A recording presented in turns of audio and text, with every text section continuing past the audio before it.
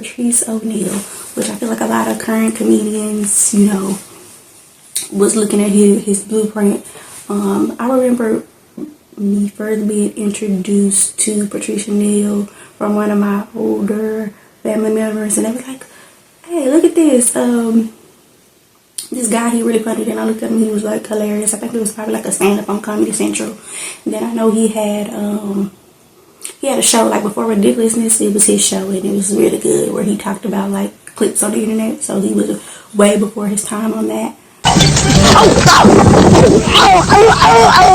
What the hell you have to break to make a noise like that? Now, the funny thing is not that she fell. The funny thing is when they go back to the newscast and listen to these people try to pretend they care. Oh, no. Oh, dear. I think she's actually hurt. No, I think she is. Yeah, she's hurt. She took a hard fall off there. Okay. Boy, gosh, I hope she's okay. The elephant in the room is really funny. He wanted the comedians just say, anything. He was really funny. Like, I feel like he wouldn't have passed. He really been one of the top comedians today. George Carlin. Growing up, I never heard of George Carlin. That wasn't in my child. I was watching Comic View, so that wasn't. I didn't know nothing about George Carlin. So till I start, hearing people talk about him and looking at little clips here and there, and he actually, really is funny. I feel like he pushed the needle in the envelope, and I was on Tubi, and I watch a lot of stand-up, so it was like I was looking, and it was like a whole bunch of his stand-ups. I don't know how many stand-ups he got, but I seen his name a whole bunch of times. I didn't click on none, so I haven't watched the full stand-up, but I have watched clips. I'm gonna watch it eventually. But I'll watch, and when I do a whole review on one of them. But he was actually pretty funny. Like, he actually made me laugh. I was a little skeptical. I'm like, I don't know. With these older comedians, I feel like you had to be there with some of these older comedians. Like with Richard Pryor, I seen some Richard Pryor clips, and I didn't really love it. But I'm like, because that wasn't my time. I feel like Eddie Murphy was the main comedian that I, grew up on.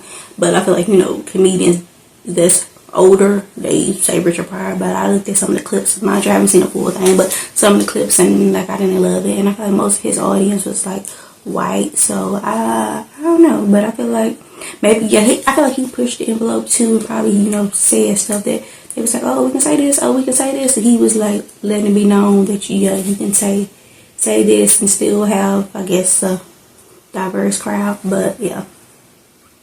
So yeah, George Carlin, he surprised me with, it actually made me laugh. So I was like, okay, interesting. And I don't feel like he's a storytelling comedian. From the clips I've seen, it seems like he's like a world view comedian. Like, he talks about the world, from his view in like a comedic way, which I don't normally really love that, but the clips I've seen, he has done it well. So there's that. There's another comedian. I don't know why I'm doing comedians that passed, but I guess I'll start with comedians that have passed. We're gonna go with Tyler Craig. He was on, I just mentioned Comic View. He was on Comic View a lot. He's the one that be like joke number 7 or joke number 1. When you're drunk, you gotta count them motherfuckers. It was the dude, right? He walked into the barber shop. The barber said, "Sit down, how you want your hair?" He said, "Look, at the top, I want you to cut it to the front with the waves. On the side, I want you to chop this shit up all different sizes and length till you get right here. On this side, just scrape that shit off. Don't even blend it, just scrape it off. And if you got a chance, lift my hairline up to right here." The barber said, "God damn, shawty, why the hell you want your hair like that?" He said, "Here, you cut it like that last time." Now, the moral of this story is beat his ass. Like, I feel like when you're a comedian, when you have something like that, like how Dion Cole has, where he looks at the book and checks the jokes off, I feel like when you have something like that, it's gonna forever be iconic, and immediately that's how somebody gonna know you, and that's how you want to say who it is and remind somebody who it is. That's how you do it. But I'll talk about Dion Cole later. But Tyler Craig, growing up on him, I just remember him from Comic View, and he was just so funny to me. Just having me cracking up, like literally cracking up. Like, y'all can, go on to YouTube and see the clips. I might see if I can insert a clip of his in here somewhere. I don't know what y'all, I hope it don't get copyright, y'all, but I'll see if I can do it. But Tyler Craig, I feel like he one of them comedians. I feel like he one of the comedians that's probably popular amongst other comedians that's in the circuit, but maybe not to the masses, because I don't think he really got commercial. So it's like, but the people who know like he is really funny.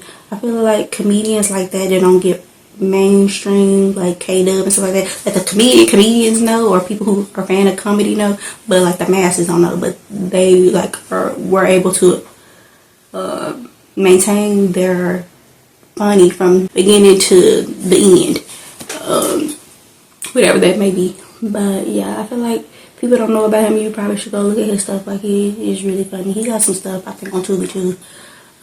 Maybe not like an hour, but like a compilation of stuff with other comedians. There's a lot of stuff on YouTube to look at. If you don't know about these people, you can just click on a little clip here or there. Sometimes I like to click on like an older clip of the person, like more recent. Then I feel like the longer people do it, it don't be as funny. So then you have to go back to like how they started off, because you want to see like them in their prime. David Arnold. I don't know if I knew about him as a comedian first, or it was this show he used to have. What was it called? I don't think it was Man Cave or something newer. It was like Man Censor. I don't know. I'm gonna put in what it was called. I cannot remember what it was called. It was like a group of men. They would sit down and talk.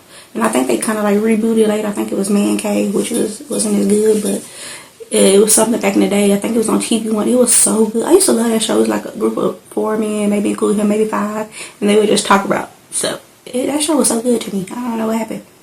Let me tell y'all this story. Let me tell you about this. Me growing up, I grew up in Cleveland, Ohio. Right?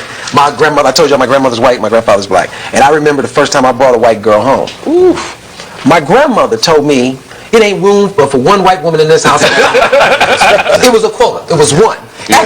Actually, it was, I'm joking in a way. That show was really good. And I know, before he passed, he had a lot of, he had his hand in like a lot of shows and stuff. So I know he put a stand-up too, which, he was talking about his life and, all that. I think, he worked with Kevin Hart. I don't know if he wrote for Kevin Hart, because, sometimes when you write for people, you can kind of give them your tone, which I don't know if that happened. But I'm saying you can write for people and give them your tone. So I feel like when you're a writer, it's kind of hard unless you just really know the other person's tone or something. You can kind of sometimes give people your tone or your movements and all of that. You can give people your sauce, and then when you do the thing, people think you're doing them, but you really gave them, your thing. But